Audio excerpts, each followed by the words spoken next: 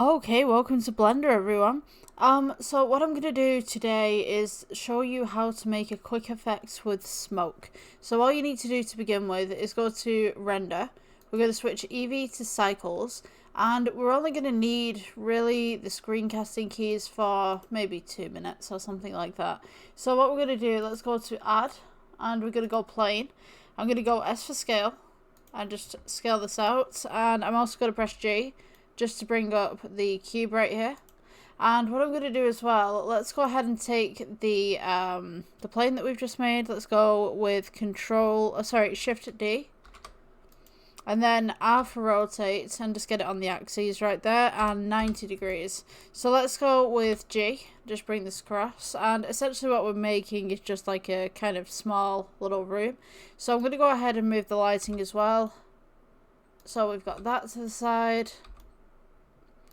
And what we're going to do, we're going to add smoke to this cube right here. So I'm just going to go ahead and test my lighting just to see whether I like it or not. So I kind of like the light being there. I'm just going to go ahead and just modify this a little bit by increasing exposure, so you guys can see what's going on right here. And then I'm going to go ahead and add, let's go Shift D with the lighting. And I'm just going to go ahead and move kind of one backwards. So you've got two shadows right here. So the reason why I'm doing this is so that you can see what's going on with the smoke in the background. So what we're going to do, let's go to just a regular render right here.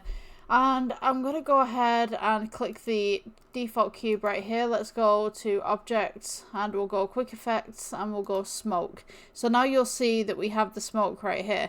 Now this is the bouncing box, what I like to call the bouncing box. I don't know whether you still call it the bouncing box, but yeah, we'll go with bouncing box for this. So the smoke will not leave this box. So the smoke will come up, up, up, up, up, and then it will just kind of gather right here. So if you want more smoke, just press S for scale, and we'll press G just to bring this up just ever so slightly. The smoke will come a little bit higher right here. So now we have the cube, and then we've got the smoke around the outside. So if we press the space bar right here, we'll see that we've got this nice little effect of smoke coming upwards, and then it hits the top of the box right there. So if we go to the render version right here, you should have something like this. Now you can go ahead and make this an animation if you want to. This is just showing you how to do the effects and stuff.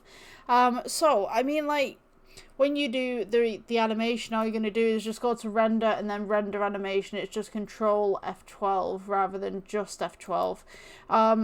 So yeah, you have the nice little smoke coming off the box right here. This is your bouncing box, and the smoke is contained. And then we have the shadow up on the back wall right here. So do with this what you will. This was a nice little quick tutorial that I just thought that I would show you, because when we move on to the other tutorials that we're going to be doing next year, we're going to be doing like smoke effects and stuff like that.